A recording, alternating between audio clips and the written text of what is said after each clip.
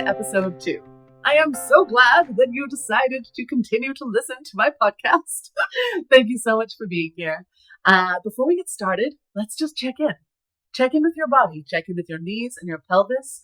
Make sure they're nice and loose. Release your shoulders.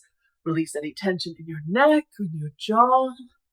Lift your sternum and breathe deeply into your belly.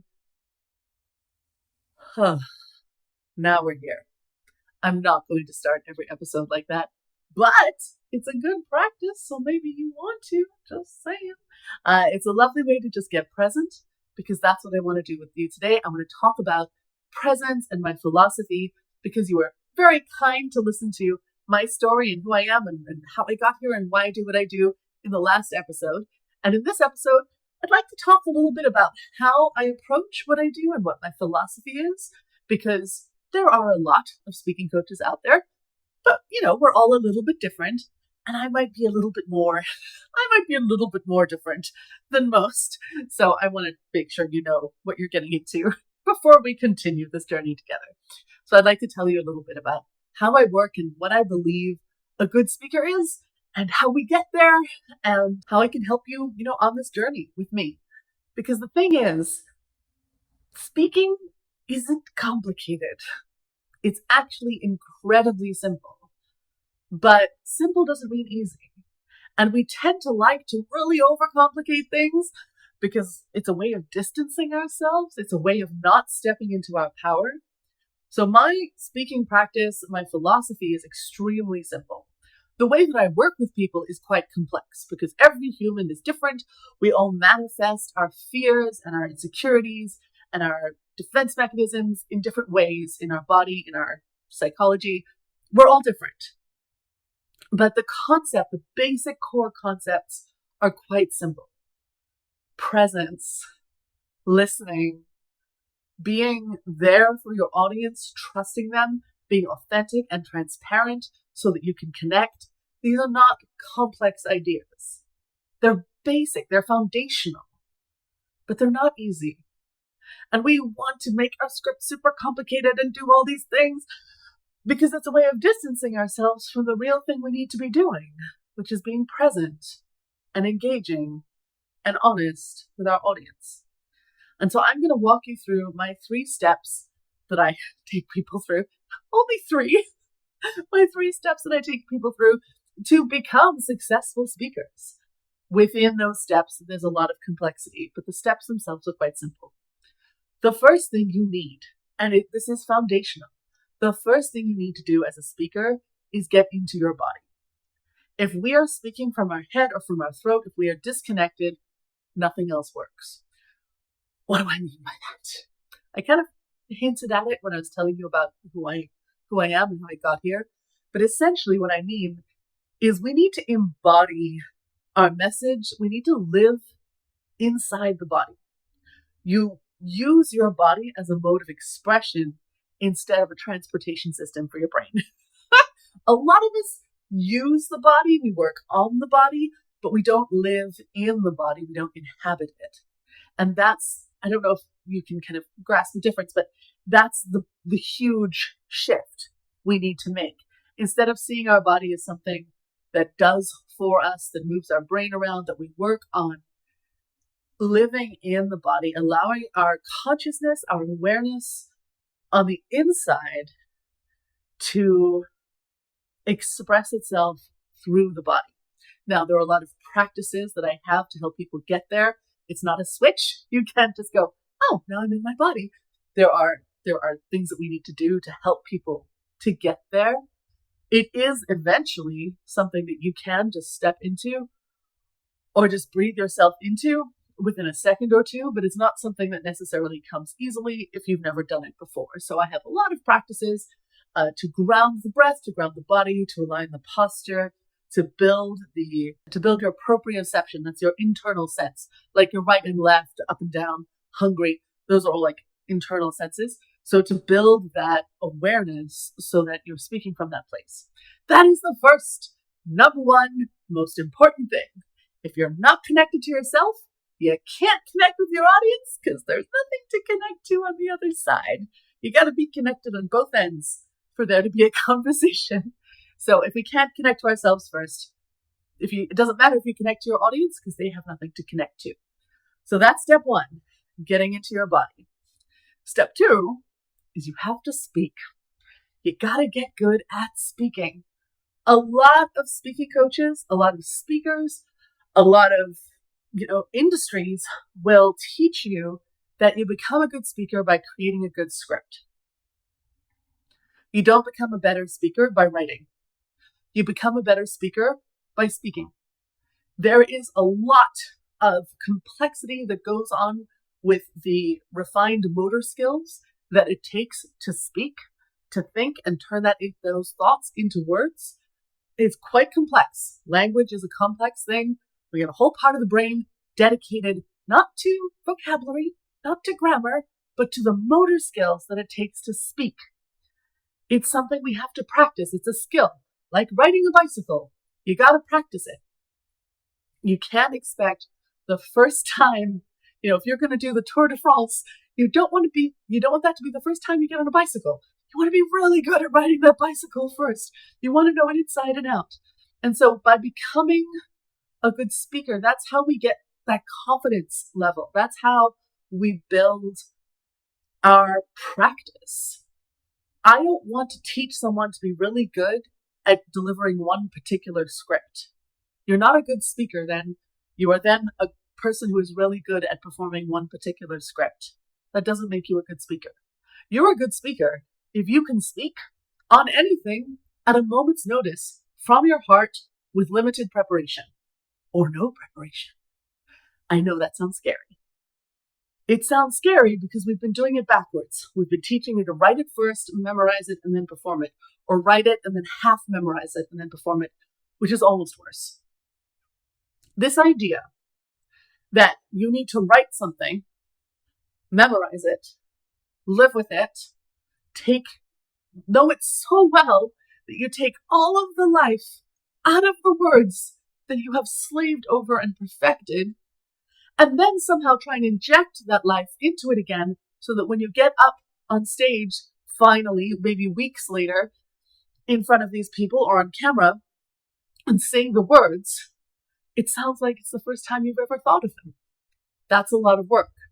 I'm a classically trained actor. I know how much work that is. It's different if you have a playwright who has spent years slaving over every comma, over every pronoun, over every word. Then you get it word perfect, because there is a reason that I say it is there instead of it's. There's always a reason. In good writing, that's part of my job as an actor, is to figure out why that is. And that becomes part of my memorization process. And I have to get to a point where the words are boring because I know them inside out. And then I have to find them again. And that's a lot of work. To find them again so that they feel fresh, so that I can be present with the audience, that is so much work. And also, no offense to you, but you're not a playwright who's spending years holed up writing this script. Who is to say that the person you were 3 weeks ago when you were writing this has a better idea of what to say than the person you are when you are standing in front of this audience, taking in their vibe, their energy? You've spoken to the organizer, maybe you've spoken to a few people in the audience, you've been mulling over this for a while. Why is the person in the past more qualified to make decisions about what you say than the person in the now who has more information? I have more information now than I had then. Why am I trusting that person instead of this person? It's a very good question. You are the writer when you're a speaker. And if you're not researching something brand new, and that is a slightly different thing, but if you're speaking about something that you know, if your content is part of your everyday life or part of your philosophy or part of who you are, you know it better now than you did 3 weeks ago, because you've been living with it and you've been thinking about the context and you've been talking to people and you've been mulling it over, and hopefully you've been speaking it out loud and you've seen it from all these different angles. And what if something happens when you are live speaking on camera or on stage? What if you get an idea that you never had before, and it's a great idea, and you want to share it. Do I share it? Do I choose to go off script and share the idea and then risk it being difficult to come back? Or do I ignore it and lose out on this amazing idea? If I am comfortable improvising, if improvising is my default way of doing things, I just incorporate that idea and keep going. What if someone in the back is being really annoying on their phone? What if a bird flies into the room? What if there's an alarm and you have to stop and start again? Life is chaos. We don't know what's going to happen. The more flexible you are, the more agile you are as a speaker, the easier it is for you to recover, the better you are as a speaker at the skill of speaking. Not at the skill of memorizing a perfect script, but of actually speaking and connecting and being present with people, rolling with the jokes and the questions, slowing down or explaining something when everyone looks confused. Listening to your audience is something that you can only do in the moment. You can't do that beforehand. I like to use the imagery of driving a train versus learning how to drive a Land Rover. A script is a train track, and you can go fast and you can go efficiently. But as soon as that train goes off the rails, you are screwed. Land Rover, you can follow the track, you can go off, you can explore the river, you can come back, you can, oh, there's a big hole in the road, I will ignore that and I will go over here. And you become accustomed to going off-road and coming back. So if you forget what to say, if you're on a script, you forget what to say, oh, I'm so flustered, I have to go back to my notes. Emergency, catastrophe.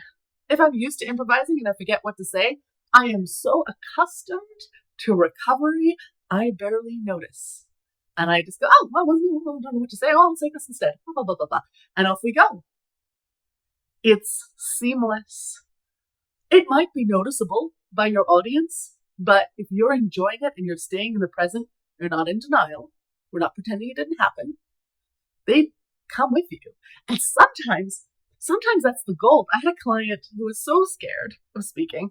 She really hid behind her script. And we got her to the point where she did a presentation and she messed up. The third thing she said, she pronounced someone's name wrong or something. I can't remember exactly what she did, but she was doing a presentation. She was very nervous. She was very tense and she messed up. And instead of freaking out, she laughed. She went, oh dear, let's do that again. And just started again, recovered beautifully. The tension in the room broke because she'd started very tense and everyone was like, oh, this is going to be another awkward presentation. Oh no, I have to sit through this. She made a joke. She messed up. She joked about it. Everyone laughed. They were with her. It was the best presentation she ever gave because she was finally relaxed. She wasn't trying to pretend to be perfect. She wasn't hiding behind this facade. She was just being herself with her colleagues. Those little mistakes, those can be golden nuggets if you know how to use them. Learning how to speak impromptu is a skill. I have a scriptless speaking system that I teach to people. So if you're curious about that, let me know. But that is number 2, how to speak. And then the third one is where to speak. The business of speaking. You may not be speaking for sales. You may be speaking, internally within your company or, as a leadership role, or maybe you're raising money for a charity. I don't know why you're speaking, but it is still a system. It's still a business, even if it's not kind of a traditional, I'm going out to make sales kind of business. There is a system to it. There is a structure to it. And so learning how to do that, how to represent yourself, how to put your ideas together, how to create the context, that is the third piece of being a successful speaker. And so we only have 3 steps. Get in your body, learn how to speak, impromptu, just the words and your brain working together, and then the business of it, whatever that practicality, those logistics are. Not complicated. Difficult, perhaps. Within that, there is, of course, more. There's storytelling, there's resonance, there's projection, looking after your instrument. But these are all details that we can get into later once the system works. There are a lot of speaker trainers out there who will tell you there's all these rules on how to be a good speaker, and you have to do this, and you have to wear a suit, and you have to move around the stage, and you're not allowed to say and ah. There's a lot of rules around being a good speaker. I have 3. You need to be seen. People need to see you. You need to be heard. People need to hear you. And you need to be understood. If you are speaking so quickly, or you are mumbling, or your tech is so bad that people can't understand you, and even if they can hear you, they can't understand you. So that 3rd piece is really the same as being heard, but, I'm just filling it out, adding more clarity. Seen, heard, and understood. That's it.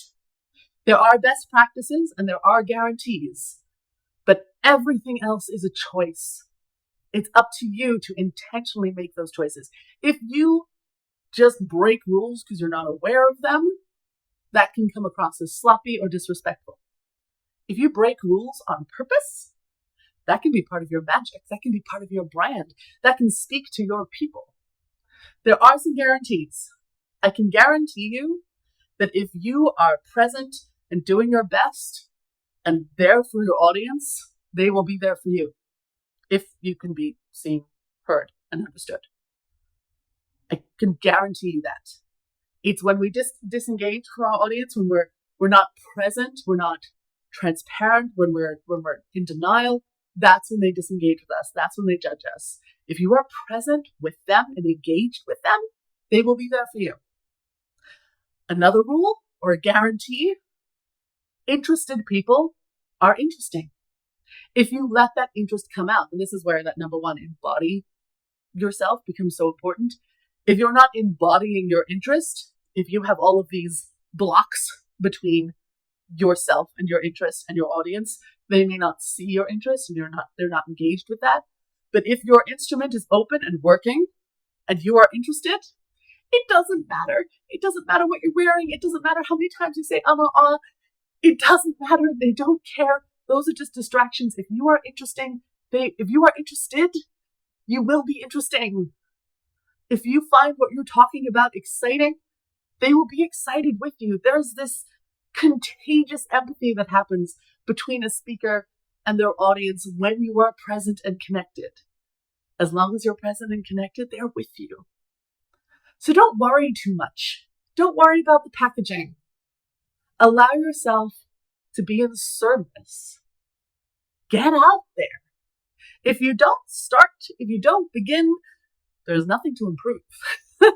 And I can help you. I can help you identify your strengths and your weaknesses. In fact, click on the link that I provided for today's episode. It's a speaking coach in your pocket. So you have this little mini me that you can carry around. Not quite, but it is a version of me with my best practices and kind of answers to some of the most common questions, the most common conundrums, the most common challenges that speakers come up against. I've made a list of all the things that might get in your way and what to do to help you get over them. So click on that speaking coach in your pocket, and I've got a whole bunch of suggestions and help for you, because you'll identify, I do this and I don't like it. Great, let's improve it. I'm actually quite good at this. Great, let's solidify that. Let's lean into that. You are unique. You don't want to be just like everybody else. The old-fashioned way of robotic speaking is gone.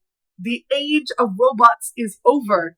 We don't want boring robotic speakers anymore. The age of the messy, authentic human is here, and I am so glad that it is, because I am a very messy, authentic human. And I bet you are too. So go out there. Be real. Don't pretend to be more than you are. Start small. Improve in increments.